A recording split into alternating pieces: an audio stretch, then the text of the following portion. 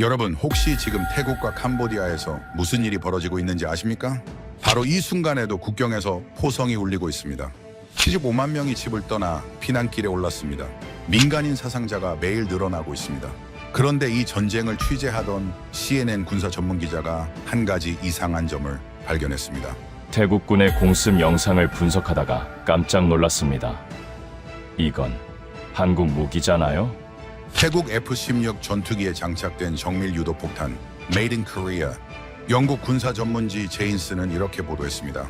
한국산 무기가 외국 전투기에 실려 실전에 투입된 것은 이번이 처음이다. 미국도 아니고 러시아도 아니고 유럽도 아닌 바로 대한민국. 불과 70년 전만 해도 총 한 자루 만들지 못했던 나라가 지금 전쟁터에서 자신의 존재감을 증명하고 있습니다. 폴란드가 수십조 원어치를 사갔고 중동 국가들이 줄을 서고 동남아 각국이 러브콜을 보내는 이유, 지금부터 그 이야기를 들려드리겠습니다. 시작에 앞서 좋아요와 구독 눌러주시면 한국의 더 많은 이야기를 소개하는 데에 큰 힘이 됩니다. 안녕하세요. 저는 미국 국방 전문지 밀리터리 타임즈에서 20년간 분쟁 지역을 취재해온 기자 로버트 킴벨입니다. 지난 7월 저는 동남아시아에서 벌어진 한 사건을 취재하며 큰 충격을 받았습니다. 태국과 캄보디아 두 나라 사이에 갑자기 전쟁이 터진 겁니다. 사실 이 두 나라의 국경 분쟁은 오래된 문제였습니다. 하지만 실제로 총과 대포를 쏘며 전면전을 벌이리라곤 아무도 예상하지 못했던 거죠. 7월 24일 새벽이었습니다. 태국 동북부 국경 지역에 사는 주민들은 평소처럼 잠에서 깨어났습니다. 그런데 갑자기 하늘에서 무시무시한 소리가 들려왔어요. 휘익쾅! 로켓포가 날아와 마을을 강타했습니다. 캄보디아군이 러시아제 BM-21 다연장 로켓포로 태국 영토를 공격한 겁니다. 민간은 물론이고 병원과 주유소까지 포탄에 맞았습니다. 순식간에 국경 마을이 불바다가 되었고 사람들은 비명을 지르며 도망쳤습니다. 저는 사흘 뒤 현장에 도착했습니다. 마을 곳곳에 포탄 파편이 널려 있었고 집들은 반쯤 무너져 내렸더군요. 한 태국 주민은 눈물을 흘리며 이렇게 말했습니다. 우리가 뭘 잘못했길래 이런 일을 당해야 합니까? 그날 하루에만 민간인 10여 명이 목숨을 잃었고 수십 명이 다쳤습니다. 태국 정부는 즉각 비상사태를 선포했습니다. 국경 지역 주민들에게 대피령이 내려졌고 사람들은 급히 짐을 싸서 안전한 곳으로 떠나야 했습니다. 불과 며칠 사이에 20만 명이 넘는 사람들이 집을 버리고 피난길에 올랐던 겁니다. 학교는 문을 닫았고 상점들도 셔터를 내렸습니다. 평화롭던 국경 마을이 전쟁터로 변하는 데는 단 하루면 충분했습니다. 캄보디아군의 공격은 계획적이었습니다. 여러 지점에서 동시다발적으로 포격이 시작됐고 태국군 초소들이 하나둘 공격당했습니다. 심지어 드론까지 띄워서 태국군 진지를 정찰하고 있었습니다. 분명 오래전부터 준비해온 작전이었던 거죠. 태국군은 갑작스러운 공격에 당황할 수밖에 없었습니다. 오후가 되자 태국도 반격에 나섰습니다. 공군이 움직이기 시작했던 겁니다. F-16 전투기들이 긴급 출격했고 국경 상공에는 제트 엔진 소리가 울려 퍼졌습니다. 하지만 캄보디아도 만만치 않았습니다. 중국에서 들여온 방공 시스템으로 태국 전투기의 접근을 막아냈거든요. 양측 모두 한 발짝도 물러설 생각이 없어 보였습니다. 저는 태국 공군 기지 근처에서 취재하고 있었습니다. 전투기가 이륙할 때마다 땅이 흔들렸고 조종사들의 긴장된 표정이 눈에 들어왔습니다. 한 젊은 조종사는 출격 직전 이렇게 말했습니다. 우리 땅을 지켜야 합니다. 물러설 수 없어요. 그의 눈빛에는 두려움보다 결연함이 담겨 있었습니다. 전투는 며칠째 계속됐습니다. 밤낮 없이 포성이 울렸고 하늘에서는 전투기가 날아다녔습니다. 국경 전역이 전쟁터가 되어버렸던 겁니다. 국제사회는 우려를 표명했지만 실질적인 도움은 없었습니다. 태국과 캄보디아는 각자의 명분을 내세우며 싸움을 멈추지 않았습니다. 그런데 전쟁이 시작되고 나흘째 되던 날 저는 흥미로운 장면을 목격했습니다. 태국 공군 기지에 대형 수송기가 착륙하더군요. 그 안에서 나온 건 무기 상자들이었습니다. 상자에는 한글로 뭔가 쓰여 있었습니다.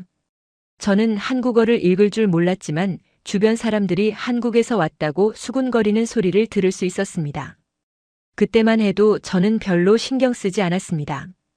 태국이 여러 나라에서 무기를 사들이는 게 당연하다고 생각했거든요. 하지만 며칠 뒤 제가 보게 된 광경은 제 생각을 완전히 바꿔놓았습니다. 태국 전투기가 출격해서 캄보디아 군사시설을 정밀 타격하는 영상을 입수했는데 그 무기의 정확도가 놀라웠던 겁니다. 수십 킬로미터 떨어진 목표물을 오차 범위 몇 미터 이내로 정확히 맞추고 있었습니다. 저는 군사 전문가에게 영상을 보여줬습니다. 그는 영상을 보더니 이렇게 말했습니다. 이건 일반 폭탄이 아닙니다. 정밀 유도 무기예요. 그것도 상당히 고성능이군요. 그리고 잠시 후 그가 덧붙인 말에 저는 깜짝 놀랐습니다.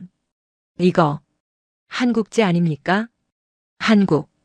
그 순간 저는 며칠 전 공군 기지에서 봤던 그 상자들이 떠올랐습니다. 70년 전 전쟁의 폐허 속에서 외국의 도움으로 겨우 살아남았던 나라. 제가 알기로 한국은 자동차와 반도체 그리고 K-팝으로 유명한 나라였습니다. 그런데 이제는 무기까지 만들어서 수출한다는 겁니까? 저는 더 깊이 취재하기 시작했습니다.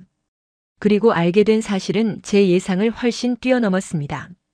한국은 이미 세계 10대 무기 수출국에 진입해 있었고 폴란드를 비롯한 여러 나라에 수십조 원어치의 무기를 팔고 있었던 겁니다. 더 놀라운 건 그 무기들의 성능이었습니다. 미국이나 유럽 제품과 비교해도 전혀 뒤지지 않는데 가격은 훨씬 저렴했습니다.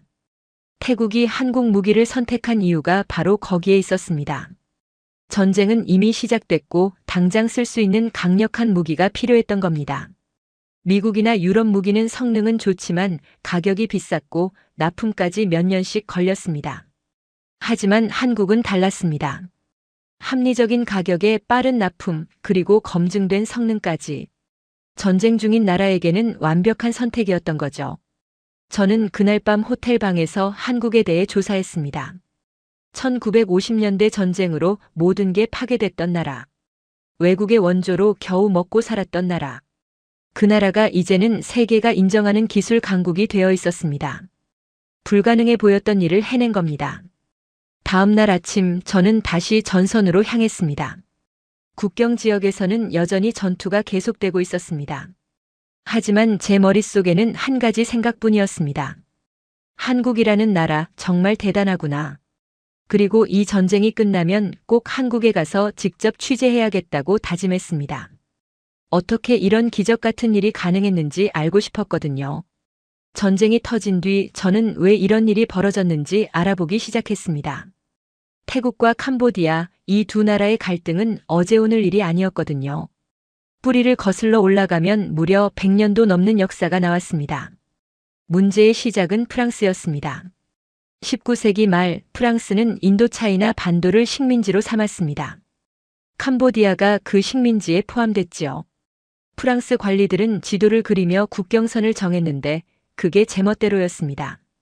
현지 주민들의 의견 같은 건 아예 물어보지도 않았어요. 그냥 책상에 앉아서 자를 대고 선을 그었던 겁니다. 그 선 위에 수백 년 된 고대 사원들이 있었는데도 말이죠. 태국은 유일하게 식민지가 되지 않은 나라였습니다. 그래서 프랑스가 그린 지도를 인정할 수 없다고 주장했습니다. 특히 프레아 비헤어 사원 같은 곳은 원래 태국 땅이었다는 겁니다. 하지만 캄보디아는 프랑스가 그린 지도가 공식 문서라며 맞섰습니다. 양쪽 모두 한 발짝도 물러서지 않았던 거죠. 세월이 흘러 두 나라 모두 독립했지만 국경 문제는 해결되지 않았습니다. 1962년에는 국제사법재판소까지 갔습니다. 재판소는 프레아 비헤어 사원이 캄보디아 땅이라고 판결했어요. 하지만 태국 국민들은 받아들일 수 없었습니다. 그 사원은 태국 조상들이 세운 건데 왜 캄보디아 것이냐는 분노가 끌어올랐던 겁니다. 그 뒤로도 크고 작은 충돌이 계속됐습니다. 2008년에는 양국 군대가 사원 근처에서 대치했고 총격전까지 벌어졌습니다. 다행히 며칠 만에 진화됐지만 양국 관계는 얼어붙었습니다. 서로를 믿지 못하게 됐던 거죠. 저는 국경 마을의 한 노인을 만났습니다. 그는 평생을 국경 근처에서 살아왔다고 했습니다. 젊었을 때부터 이 문제로 싸웠습니다. 우리 아버지도 그랬고 할아버지도 그랬어요. 이제 손자 세대까지 이러고 있으니 참 답답하지요. 그의 목소리에는 깊은 한숨이 섞여 있었습니다. 올해 초에도 긴장이 높아지고 있었습니다. 2월에는 캄보디아 관광객들이 분쟁 지역 사원에서 캄보디아 국가를 부르려다 태국 군인들에게 제지당하는 일이 있었습니다. 작은 일이었지만 양국 언론은 크게 보도했고 국민 감정이 악화됐습니다. 소셜미디어에는 서로를 비난하는 글들이 넘쳐났습니다. 그러다 5월에 총격 사건이 터졌습니다. 국경을 순찰하던 태국군과 캄보디아군이 마주쳤고 누군가 먼저 방아쇠를 당겼습니다. 캄보디아 군인 한 명이 그 자리에서 숨졌습니다. 양측은 서로 상대가 먼저 쏘았다고 주장했습니다. 진실이 무엇인지는 아무도 몰랐지만 분위기는 급격히 악화됐습니다. 캄보디아 총리 훈 마넷은 국제사법재판소에 다시 제소하겠다고 밝혔습니다. 평화적 해결을 원한다는 입장이었지요. 하지만 군부는 달랐습니다. 태국이 계속 도발한다면 가만히 있지 않겠다는 강경 발언이 나왔습니다. 태국도 마찬가지였습니다. 정부는 대화를 말했지만 군은 영토 수호를 외쳤습니다. 국경 검문소들이 하나둘 폐쇄되기 시작했습니다. 양국을 오가던 트럭들이 멈춰섰고 무역이 끊겼습니다. 국경 마을 상인들은 생계가 막막해졌습니다. 한 태국 상인은 이렇게 말했습니다. 30년간 캄보디아와 장사했는데 이제 어떻게 살라는 겁니까? 평범한 사람들이 가장 먼저 피해를 입었던 겁니다. 군대가 움직이기 시작했습니다. 양국 모두 국경에 병력을 증강했습니다. 대포와 로켓포가 배치됐고 탱크들이 국경으로 이동했습니다. 군사훈련도 잦아졌습니다. 전쟁 준비를 하고 있다는 게 누가 봐도 명백했지요. 그러던 어느 날 태국 군인 한 명이 지뢰를 밟았습니다. 국경 순찰을 하다가 발생한 사고였습니다. 그 군인은 중상을 입었고 다리 하나를 잃었습니다. 태국 정부는 즉각 캄보디아를 비난했습니다. 국경에 불법으로 지뢰를 매설했다는 겁니다. 캄보디아는 부인했지만 소용없었습니다. 태국 국민들은 격분했고 보복을 요구하는 목소리가 높아졌습니다. 바로 다음 날 전쟁이 시작됐습니다. 캄보디아가 로켓포로 태국 영토를 공격한 겁니다. 태국은 이를 선전포고로 받아들였습니다. 70년 넘게 쌓여온 갈등이 마침내 폭발한 순간이었습니다. 저는 전쟁 발발 직후 양국 국경을 오가며 취재했습니다. 양쪽 모두 자신들이 피해자라고 주장했습니다. 캄보디아는 태국이 먼저 도발했다고 했고 태국은 캄보디아가 침략했다고 했습니다. 누가 옳은지 판단하기는 어려웠습니다. 하지만 분명한 건 양국 국민들이 고통받고 있다는 사실이었습니다. 국경 마을에서 만난 한 어머니가 생각납니다. 그녀는 두 아들을 둔 엄마였는데 큰아들은 태국군이었고 작은아들은 민간인이었습니다. 큰아들은 전선으로 떠났고 작은아들은 피난을 가야 했습니다. 전쟁이 뭐 그리 중요합니까? 우리 아이들만 안전하면 되는데. 그녀의 눈에는 눈물이 가득했습니다. 역사의 굴레는 참으로 무거웠습니다. 100년 전 프랑스 관리가 그린 선 하나가 지금 수많은 사람들의 목숨을 앗아가고 있었습니다. 과거는 끝나지 않았고 현재를 짓누르고 있었던 겁니다. 전쟁이 시작되고 나흘째 되던 날이었습니다. 저는 태국 공군 기지 근처에서 대기하고 있었습니다. 전투기 출격 장면을 촬영하기 위해서였지요. 그런데 그날 아침 평소와 다른 광경을 목격했습니다. 공군 기지 활주로 옆 경납고에 기술자들이 모여 있었습니다. 그들은 전투기 날개 아래에 무언가를 장착하고 있었어요. 폭탄이었습니다. 하지만 제가 지금까지 봤던 일반 폭탄과는 모양이 달랐습니다. 날개가 달려 있었고 앞부분에 센서 같은 게 붙어 있었던 겁니다. 저는 멀리서 망원 렌즈로 사진을 찍었습니다. 폭탄 옆면에 뭔가 글씨가 써 있었는데 영어가 아니었습니다. 동그라미와 네모가 섞인 특이한 문자였지요. 나중에 알고 보니 그게 한글이었습니다. 그날 오전 태국 전투기 6대가 출격했습니다.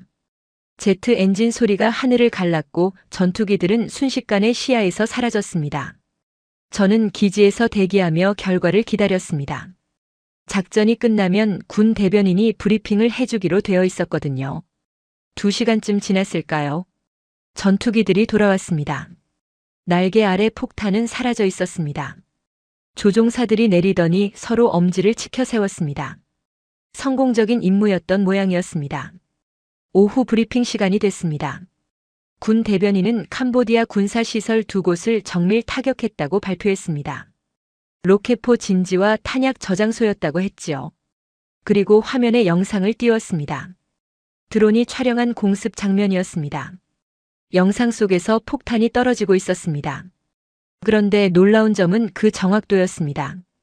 폭탄은 마치 유도되는 것처럼 목표물로 날아갔고 정확히 건물 위에 떨어졌습니다. 엄청난 폭발이 일어났고 건물은 한순간에 무너졌습니다. 오차가 거의 없어 보였습니다. 저는 손을 들고 질문했습니다. 어떤 무기를 사용했습니까? 대변인은 잠시 망설이더니 대답했습니다. 정밀 유도 무기입니다. 더 자세한 내용은 군사 기밀이라 말씀드릴 수 없습니다. 하지만 저는 이미 알고 있었습니다. 아침에 봤던 그 폭탄이었던 거죠. 브리핑이 끝난 뒤 저는 군사 전문가 친구에게 연락했습니다. 그는 미국 국방부에서 일했던 분석가였습니다.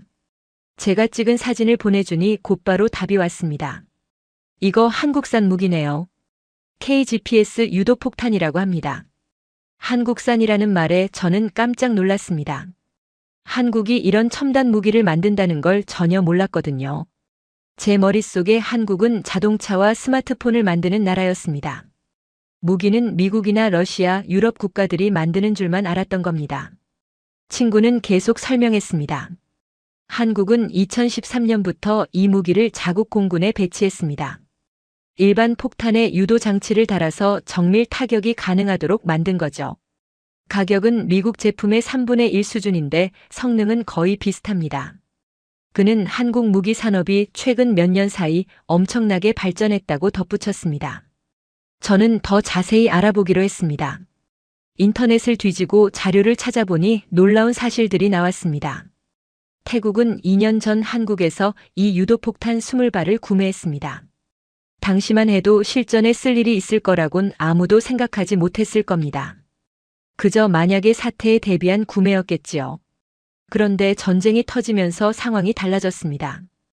태국군은 캄보디아의 로켓포 진지를 무력화해야 했습니다.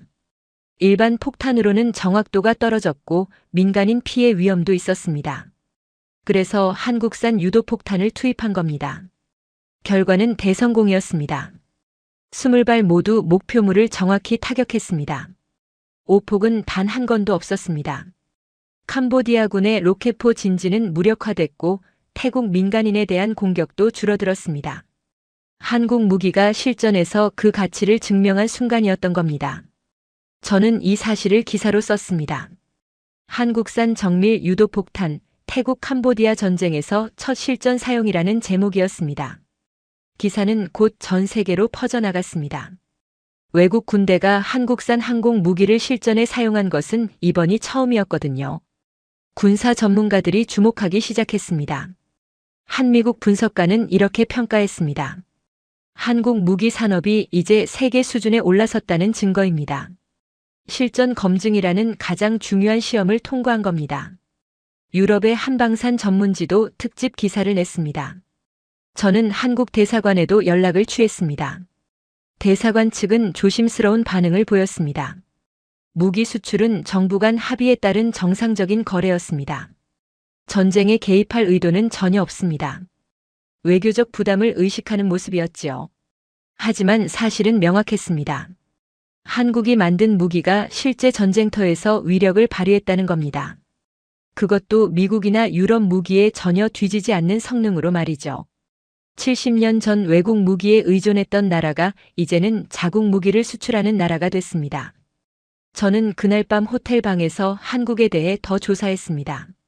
놀라운 이야기들이 끝없이 나왔습니다. 한국은 자주포 세계 시장의 70%를 차지하고 있었습니다. 전차와 잠수함도 수출하고 있었습니다. 폴란드는 수십조 원어치 한국 무기를 주문했습니다. 더 놀라운 건 그 성장 속도였습니다. 불과 10년 전만 해도 한국은 방산 수출 20위권 밖이었습니다. 그런데 지금은 10위권 안에 들어와 있었고 곧 5위까지 올라갈 거라는 전망이 나왔습니다. 이런 성장세는 전례가 없었습니다. 저는 생각했습니다. 어떻게 이런 일이 가능했을까? 무기는 최첨단 기술이 필요한 분야입니다. 수십 년의 노하우가 축적돼야 합니다. 그런데 한국은 단 몇십 년 만에 세계 정상급에 올라선 겁니다. 분명 특별한 이유가 있을 거라고 생각했습니다. 다음 날 저는 다시 전선으로 향했습니다. 하지만 제 마음속에는 이미 다른 계획이 자리 잡고 있었습니다. 이 전쟁 취재가 끝나면 한국으로 가야겠다고 결심했습니다. 그 나라의 비밀을 직접 확인하고 싶었거든요. 전쟁이 나흘째 접어들었을 때였습니다. 국제사회가 움직이기 시작했습니다. 동남아시아 국가연합인 아세안이 긴급 회의를 소집했고 미국도 중재에 나섰습니다. 트럼프 대통령이 직접 양국 정상에게 전화를 걸었다는 소식이 들렸습니다. 말레이시아 쿠알라룸푸르에서 휴전 협상이 열렸습니다. 양국 외교 대표단이 테이블에 마주 앉았습니다. 분위기는 냉랭했습니다. 서로 눈도 마주치지 않았습니다. 하지만 협상은 진행됐고 놀랍게도 하루 만에 합의가 이루어졌습니다. 휴전 협정이 발표됐습니다. 양국은 즉각 모든 적대 행위를 중단하고 국경에서 병력을 후퇴시키며 평화적 대화로 문제를 해결하기로 했습니다. 트럼프 대통령은 소셜미디어에 승리를 자축하는 글을 올렸습니다. 내가 전화 한 통으로 전쟁을 끝냈다고 자랑했지요. 저는 회의적이었습니다. 너무 쉽게 합의가 된 게 의심스러웠거든요. 현장에서 느낀 양국의 적대감은 하루아침에 사라질 수 있는 게 아니었습니다. 하지만 일단은 총성이 멈췄습니다. 국경 마을 사람들은 안도의 한숨을 내쉬었습니다. 저는 태국 국경 마을로 돌아갔습니다. 피난 갔던 주민들이 하나둘 집으로 돌아오고 있었습니다. 폭격으로 무너진 집들을 보며 사람들은 망연자실했습니다. 한 노인은 평생 모은 돈으로 지은 집이 잿더미가 된 걸 보고 주저앉아 울었습니다.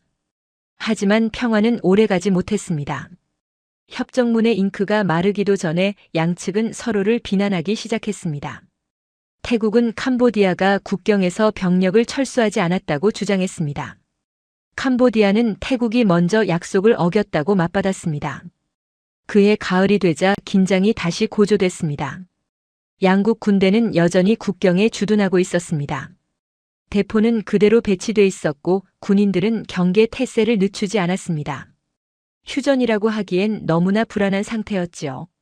그러던 어느 날 또다시 사건이 터졌습니다. 태국 군인 여러 명이 국경 순찰 중 지뢰를 밟았습니다. 폭발음이 울려 퍼졌고 군인들은 비명을 지르며 쓰러졌습니다. 다행히 목숨은 건졌지만 심각한 부상을 입었습니다. 태국 정부는 즉각 캄보디아를 비난했습니다. 휴전 협정을 위반하고 새로 지뢰를 매설했다는 겁니다. 캄보디아는 강력히 부인했습니다. 그곳은 원래 지뢰가 묻혀있던 지역이라고 주장했습니다. 하지만 전문가들이 조사한 결과 지뢰가 비교적 최근에 매설된 것으로 보인다는 의견이 나왔습니다. 태국은 휴전 협정 이행을 즉각 중단한다고 선언했습니다. 더 이상 캄보디아를 신뢰할 수 없다는 이유였습니다. 국경 지역에 다시 긴장감이 돌았습니다. 주민들은 불안해하기 시작했습니다. 며칠 뒤 국경에서 총격 사건이 발생했습니다. 누가 먼저 쏘았는지는 불분명했지만 총알이 오갔고 한 명이 목숨을 잃었습니다. 양측은 또다시 서로를 비난했습니다. 휴전 협정은 완전히 무너졌습니다. 저는 당시 국경 근처에 있었습니다. 총소리를 들었고 사람들이 황급히 대피하는 모습을 봤습니다. 불과 몇 달 전 겪었던 공포가 다시 되살아나는 순간이었습니다. 한 어머니는 아이를 안고 뛰어가며 울부짖었습니다. 국제사회는 다시 중재에 나섰습니다. 하지만 이번엔 양국 모두 냉담한 반응을 보였습니다. 말레이시아가 다시 회담을 제안했지만 양측은 조건부로만 참석하겠다고 했습니다. 서로 상대가 먼저 사과해야 한다고 주장했던 겁니다. 겨울이 다가왔습니다. 국경의 긴장은 극에 달했습니다. 양국 모두 병력을 증강했고 무기를 더 배치했습니다. 언제든 전쟁이 재개될 수 있는 상황이었지요. 주민들은 가방을 싸놓고 대기했습니다. 총소리가 나면 즉시 떠날 준비를 해둔 겁니다. 그러던 12월 초였습니다. 새벽녘에 갑자기 포성이 울려 퍼졌습니다. 전쟁이 재개된 겁니다. 이번엔 여름보다 훨씬 더 격렬했습니다. 양측 모두 준비를 철저히 해놨거든요. 더 많은 무기가 동원됐고 더 넓은 지역에서 전투가 벌어졌습니다. 저는 급히 현장으로 달려갔습니다. 국경 지역은 이미 전쟁터가 되어 있었습니다. 하늘에서는 전투기가 날아다녔고 땅에서는 대포가 불을 뿜었습니다. 마을 곳곳에서 폭발음이 들렸습니다. 태국 공군이 대규모 공습을 시작했습니다. 전투기 편대가 출격해서 캄보디아 영토 깊숙이 들어갔습니다. 군사시설뿐 아니라 도로와 다리도 폭격했습니다. 캄보디아의 보급로를 차단하려는 전략이었습니다. 캄보디아도 가만히 있지 않았습니다. 로켓포로 태국 마을들을 공격했습니다. 여름보다 더 많은 로켓이 날아왔고 피해도 컸습니다. 병원이 또 공격당했고 학교 건물도 파괴됐습니다. 민간인 사상자가 급증했습니다. 피난민이 다시 쏟아져 나왔습니다. 이번엔 그 규모가 어마어마했습니다. 수십만 명이 집을 떠났습니다. 도로는 피난민으로 가득 찼고 임시 수용소는 포화 상태가 됐습니다. 아이들은 겁에 질려 울었고 노인들은 지쳐서 쓰러졌습니다. 저는 한 피난민 캠프를 방문했습니다. 텐트 안에는 가족들이 옹기종기 모여 있었습니다. 먹을 것도 부족했고 추위를 견딜 담요도 모자랐습니다. 한 젊은 엄마는 갓난아기를 안고 있었는데 아기는 열이 나서 계속 보챘습니다. 하지만 병원에 갈 수도 없었습니다. 국제사회는 또다시 휴전을 촉구했습니다. 유엔 사무총장이 성명을 냈고 여러 나라 정상들이 양국의 자제를 요구했습니다. 하지만 전쟁은 멈추지 않았습니다. 이번엔 누구도 쉽게 물러서지 않을 것 같았습니다. 트럼프 대통령의 평화협정은 완전히 실패로 돌아갔습니다. 한 통의 전화로 전쟁을 끝냈다던 그의 자랑은 무색해졌습니다. 국제 언론들은 미국 외교의 한계를 지적했습니다. 하지만 정작 중요한 건 현장이었습니다. 사람들이 죽어가고 있었고 집들이 불타고 있었습니다. 저는 매일 전선을 취재했습니다. 전쟁의 참상을 카메라에 담았고 기사로 썼습니다. 하지만 제 기사가 전쟁을 막을 수는 없었습니다. 무력감이 밀려왔습니다. 저널리스트로서 할 수 있는 일이 이렇게 적다는 게 괴로웠습니다. 12월 들어 전쟁은 새로운 국면으로 접어들었습니다. 태국이 전면적인 공세를 시작한 겁니다. 여름 전투에서 얻은 교훈을 바탕으로 더 체계적이고 강력한 작전을 펼쳤습니다. 그 중심에는 공군력이 있었습니다. 태국 공군은 연일 출격했습니다. 전투기들이 아침부터 밤까지 쉬지 않고 날아다녔습니다. 목표물은 캄보디아의 군사시설이었습니다. 탄약창고, 통신기지, 지휘소가 차례로 폭격당했습니다. 한국산 정밀 유도폭탄이 다시 한번 위력을 발휘했습니다. 저는 한 공습 현장을 취재할 기회가 있었습니다. 드론 영상을 통해 실시간으로 공격을 지켜봤습니다. 전투기가 목표물 상공을 지나가며 폭탄을 투하했습니다. 폭탄은 활공하며 목표물로 날아갔고 정확히 건물 지붕을 뚫고 들어갔습니다. 폭발은 내부에서 일어났고 건물 전체가 무너져 내렸습니다. 태국 공군 장교는 자신감에 차 있었습니다. 우리는 원하는 목표물을 정확히 타격할 수 있습니다. 오차 범위가 몇 미터에 불과합니다. 그의 말은 과장이 아니었습니다. 실제로 오폭 사례는 거의 없었습니다. 하지만 민간인 피해는 피할 수 없었습니다. 군사시설이 민간 지역 근처에 있는 경우가 많았거든요. 폭격으로 인한 파편이 주변 마을에 떨어졌고 폭풍으로 건물이 무너졌습니다. 캄보디아 정부는 태국이 고의로 민간인을 공격한다고 비난했습니다. 저는 캄보디아 쪽 국경 마을도 방문했습니다. 폭격을 받은 마을은 처참했습니다. 집들은 반쯤 무너져 있었고 거리에는 파편이 널려 있었습니다. 한 집 앞에서는 가족들이 무너진 벽돌을 치우고 있었습니다. 그 밑에서 시신을 꺼내기 위해서였습니다. 학교 건물도 피해를 입었습니다. 운동장에 큰 구멍이 뚫려 있었고 교실 벽은 무너져 내렸습니다. 다행히 수업 시간이 아니어서 학생들은 없었지만 만약 아이들이 있었다면 끔찍한 참사가 벌어졌을 겁니다. 캄보디아 주민들의 분노는 극에 달했습니다. 한 남성은 주먹을 불끈 쥐며 말했습니다. 태국은 우리 민간인을 죽이고 있습니다. 이건 전쟁 범죄입니다. 그의 목소리는 떨리고 있었지만 분노로 가득 차 있었습니다. 피난민 숫자는 눈덩이처럼 불어났습니다. 캄보디아 쪽에서만 50만 명이 넘는 사람들이 집을 떠났습니다. 태국 쪽도 40만 명이 대피했습니다. 합치면 거의 100만 명에 가까운 숫자였습니다. 이는 동남아시아 역사상 가장 큰 규모의 피난민 사태였습니다. 저는 여러 피난민 캠프를 돌아다녔습니다. 어디를 가도 상황은 비슷했습니다. 텐트가 빽빽이 들어서 있었고 사람들은 최소한의 공간에서 생활하고 있었습니다. 화장실은 부족했고 식수도 모자랐습니다. 위생 상태는 최악이었습니다. 한 캠프에서 만난 노인은 이렇게 말했습니다. 나는 어렸을 때도 전쟁을 겪었습니다. 그때 가족을 잃었지요. 이제 늙어서 또 전쟁을 겪습니다. 대체 언제까지 이래야 합니까? 그의 눈에는 깊은 슬픔이 담겨 있었습니다. 질병도 퍼지기 시작했습니다. 비좁은 공간에 많은 사람이 모여 있다 보니 감염병이 쉽게 번졌습니다. 설사병으로 고생하는 아이들이 많았고 독감도 유행했습니다. 의료진은 턱없이 부족했습니다. 국제 구호단체들이 지원에 나섰습니다. 식량과 텐트, 의약품을 실은 트럭들이 도착했습니다.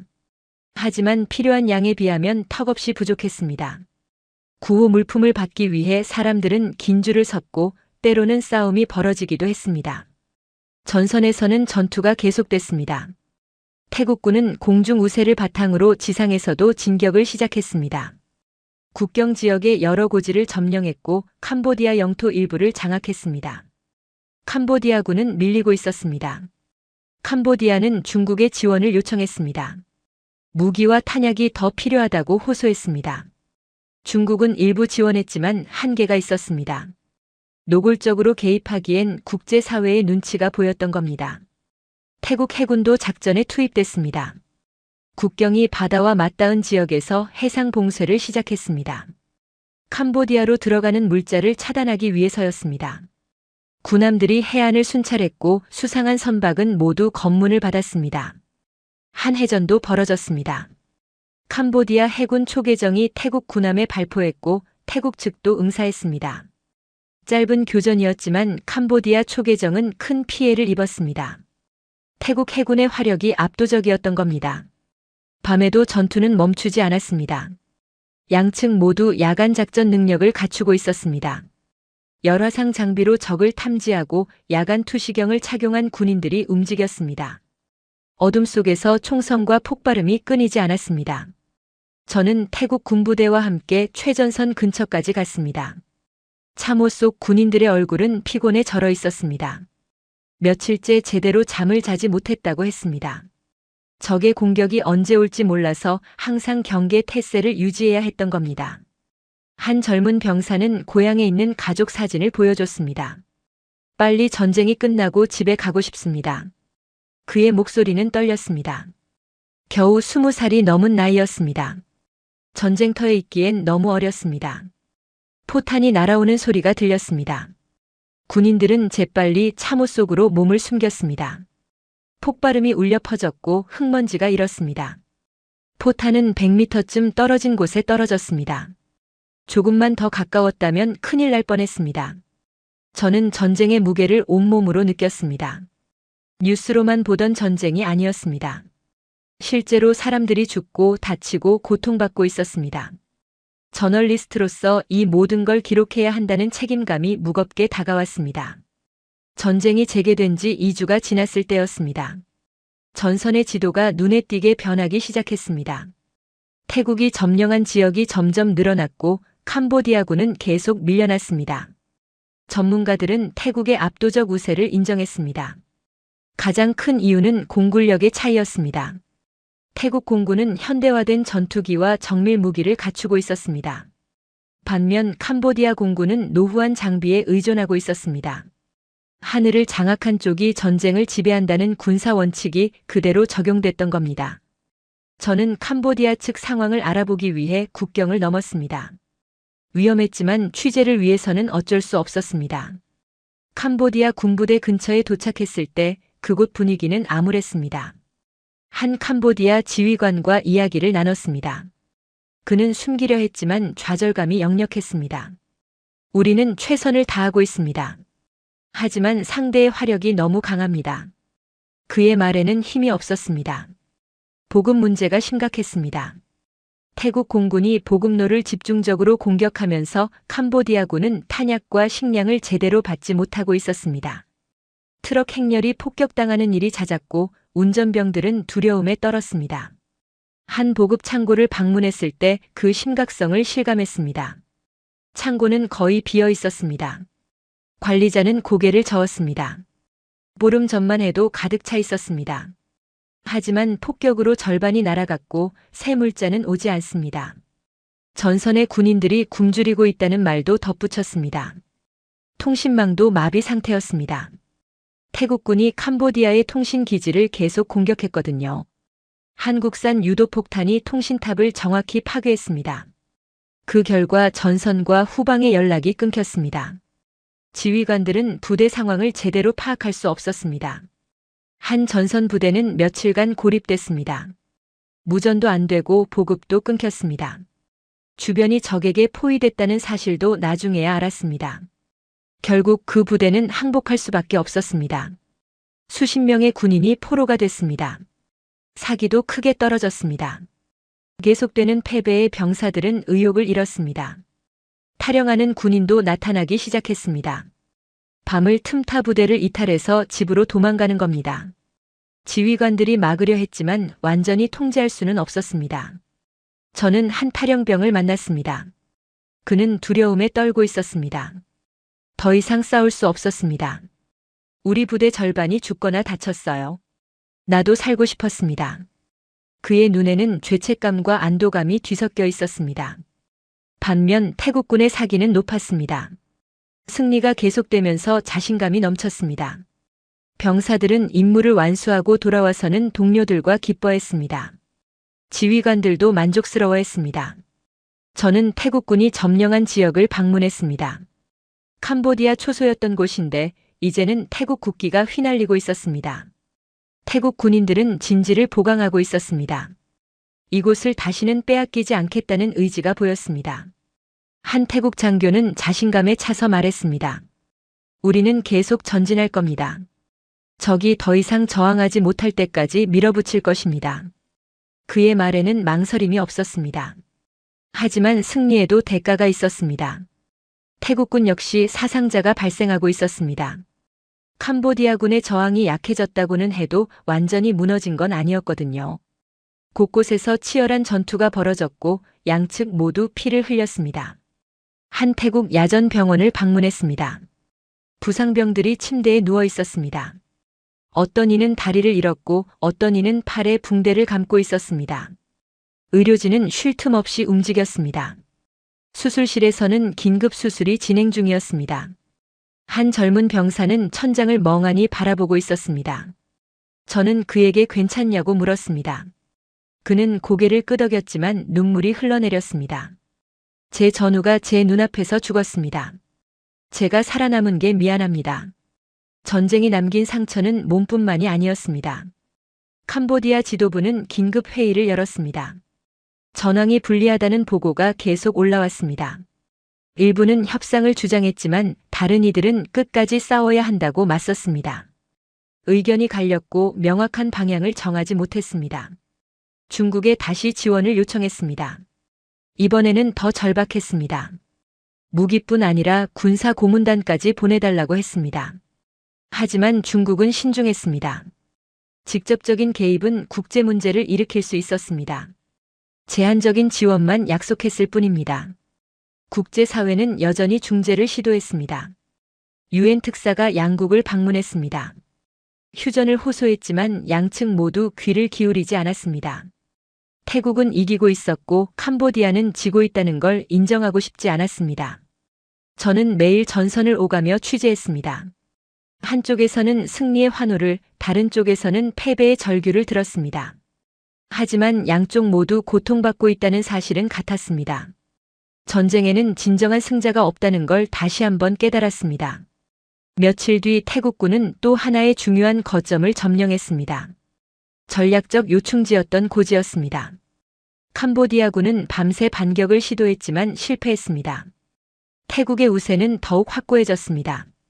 저는 그날 밤 호텔 방에서 지도를 펼쳐놓고 바라봤습니다. 붉은 표시가 된 곳이 태국이 점령한 지역이었습니다. 2주 전에 비해 붉은 영역이 2배로 늘어나 있었습니다. 이 추세라면 전쟁은 조만간 끝날 것 같았습니다. 하지만 끝이 보인다고 해서 고통이 줄어드는 건 아니었습니다. 오히려 막바지의 발악이 더 치열할 수도 있었습니다. 저는 앞으로 어떤 일이 벌어질지 걱정이 됐습니다. 전면전이 시작된 이후 국제사회의 우려는 더욱 커졌습니다. 유엔 안전보장이사회가 긴급 회의를 소집했습니다. 각국 대표들이 모여 동남아시아 사태를 논의했습니다. 하지만 결과는 실망스러웠습니다. 회의장에서는 설전이 벌어졌습니다. 미국과 유럽 국가들은 태국을 두둔했습니다. 캄보디아가 먼저 도발했다는 입장이었지요. 반면 중국과 러시아는 캄보디아 편을 들었습니다. 태국의 과도한 무력 사용을 비난했습니다. 결의안 초안이 나왔지만 통과되지 못했습니다. 중국이 거부권을 행사한 겁니다. 미국도 반대했습니다. 강대국들의 이해관계가 얽히면서 유엔은 아무것도 하지 못했습니다.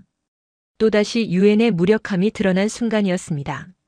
저는 유엔 본부에서 한 외교관을 만났습니다. 그는 좌절감을 숨기지 않았습니다. 우리는 평화를 원합니다. 하지만 강대국들이 자기 이익만 챙기니 아무것도 할 수 없습니다. 그의 목소리에는 분노가 섞여 있었습니다. 동남아시아 국가연합인 아세안도 다시 나섰습니다.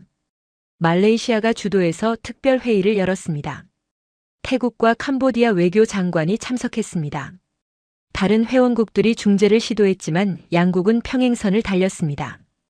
태국 외교장관은 단호했습니다. 캄보디아가 먼저 사과하고 배상해야 합니다. 그 전에는 협상할 수 없습니다. 캄보디아 측도 마찬가지였습니다. 태국이 우리 영토를 침범했습니다. 철군이 먼저입니다. 양측 모두 한 발짝도 물러서지 않았습니다. 회의는 결렬됐습니다. 공동 성명조차 내지 못했습니다. 아세안의 한계가 또다시 드러났던 겁니다. 회원국 간 분쟁을 해결할 메커니즘이 없었습니다. 내정 불간섭 원칙 때문에 강제할 수도 없었습니다. 미국은 독자적으로 움직였습니다. 트럼프 대통령이 다시 나섰습니다. 양국 정상에게 전화를 걸어 휴전을 촉구했습니다. 하지만 이번에는 효과가 없었습니다. 여름과 달리 양국 모두 미국 말을 듣지 않았습니다. 한 미국 외교 관계자는 배경 설명에서 이렇게 말했습니다. 트럼프 대통령의 신뢰도가 문제입니다. 지난번 휴전 협정이 실패로 끝나면서 양국이 미국을 믿지 않게 됐습니다. 미국 외교의 한계가 명확히 드러났던 겁니다. 중국도 나름의 역할을 시도했습니다.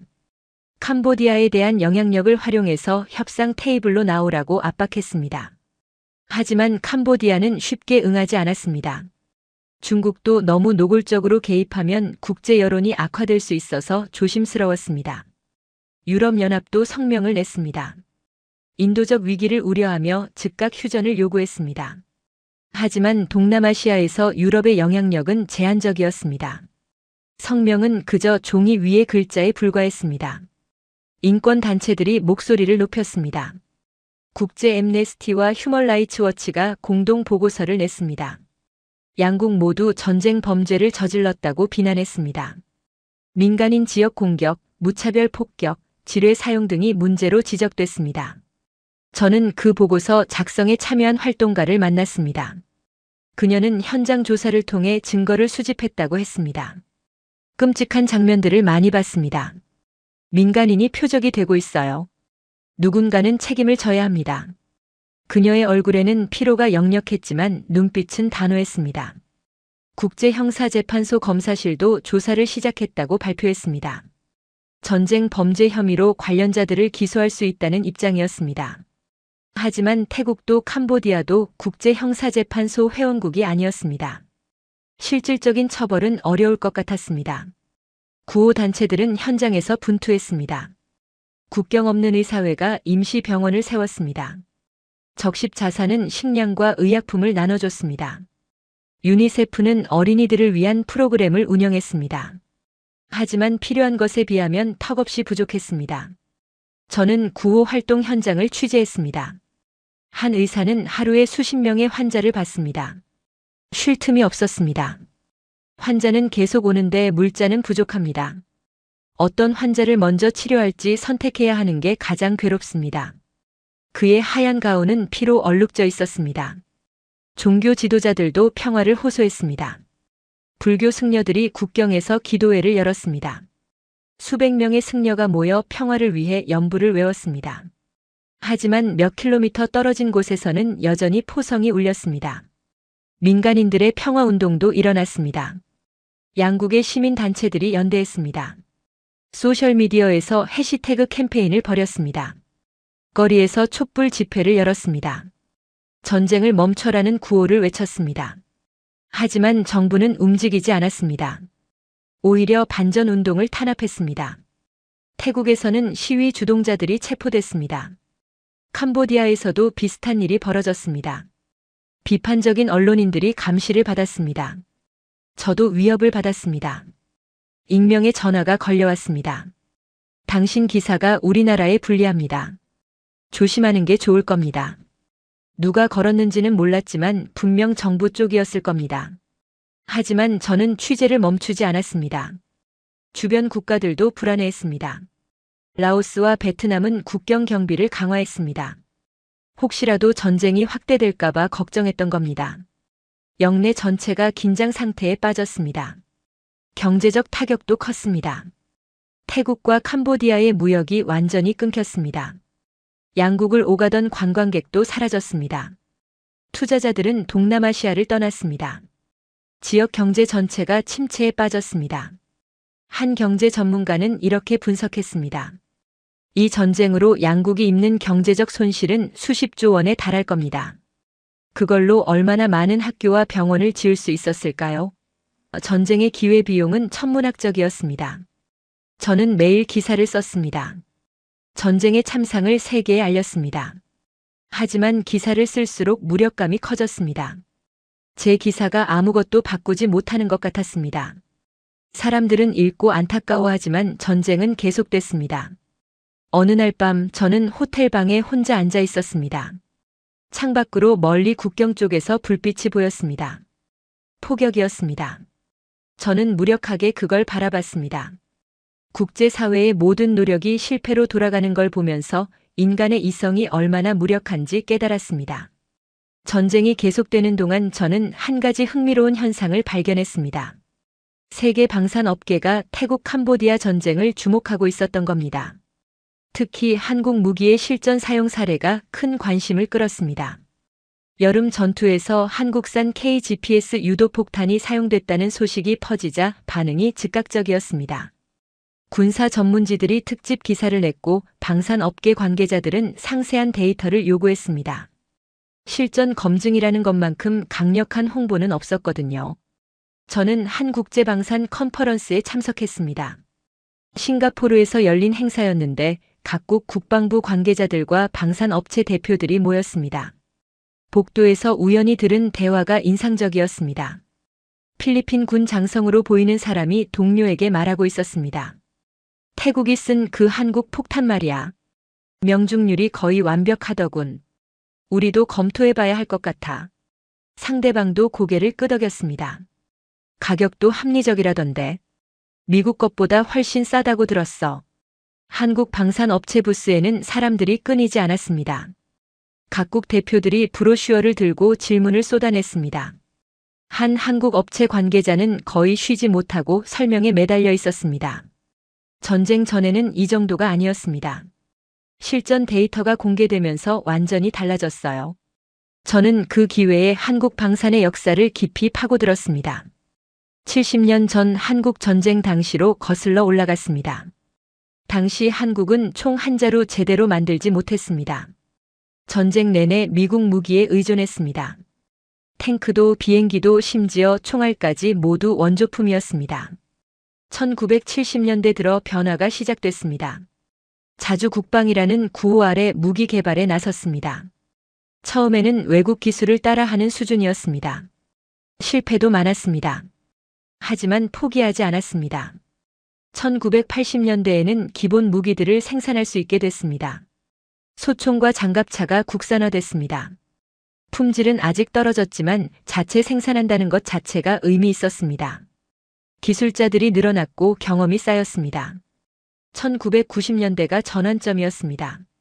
K9 자주포를 개발했던 겁니다. 세계적 수준의 성능을 갖춘 무기였습니다. 터키가 처음으로 이 자주포를 수입했습니다. 한국 무기의 첫 해외 수출이었습니다. 작은 시작이었지만 의미는 컸습니다. 2000년대 들어 본격적인 성장이 시작됐습니다. 전차, 잠수함, 전투기까지 개발 범위가 넓어졌습니다. 품질도 크게 향상됐습니다. 폴란드, 인도네시아, 필리핀 같은 나라들이 한국 무기를 사기 시작했습니다. 저는 한국의 한방산 공장을 방문한 적이 있었습니다. 창원에 있는 거대한 공장이었습니다. 최첨단 로봇들이 부품을 조립하고 있었고 기술자들이 컴퓨터 앞에서 설계도를 들여다보고 있었습니다. 안내를 맡은 엔지니어가 자랑스럽게 설명했습니다. 우리 자주포는 분당 6발을 쏠 수 있습니다. 세계에서 가장 빠른 속도죠. 자동 장전 시스템 덕분입니다. 그는 화면에 영상을 띄워 보여줬습니다. 자주포가 연속으로 포탄을 발사하는 장면이었습니다. 한국 방산의 강점은 여러 가지였습니다. 첫째는 가격 경쟁력이었습니다. 독일제 자주포가 대당 100억 원이라면 한국제는 50억 원 수준이었습니다. 성능은 비슷한데 가격은 절반이었던 겁니다. 둘째는 납품 속도였습니다. 유럽 업체들은 주문받으면 2년에서 3년을 기다려야 한다고 했습니다. 생산 일정이 빡빡했거든요. 하지만 한국은 달랐습니다. 긴급하면 몇 달 안에도 납품이 가능했습니다. 생산 능력이 뛰어났던 겁니다. 폴란드 사례가 대표적이었습니다. 2022년 러시아 위협을 느낀 폴란드는 급하게 군사력을 강화해야 했습니다. 독일에 무기를 주문했지만 3년을 기다려야 한다는 답이 돌아왔습니다. 폴란드는 한국으로 눈을 돌렸습니다. 한국은 4개월 만에 첫 물량을 보냈습니다. 탱크 10대와 자주포 28문이었습니다. 폴란드군은 감탄했습니다. 품질도 완벽했습니다. 그 뒤로 폴란드는 수십조 원어치를 추가 주문했습니다. 한국 방산 역사상 최대 규모 계약이었습니다. 셋째는 실전 검증이었습니다. 한국은 70년간 북한과 대치해왔습니다. 무기가 실전에서 작동하지 않으면 나라가 위험해지는 상황이었습니다. 그래서 품질 관리가 극도로 엄격했습니다. 사계절 기후에서 산악 지형까지 온갖 조건에서 테스트했습니다. 한 군사 평론가는 이렇게 분석했습니다. 한국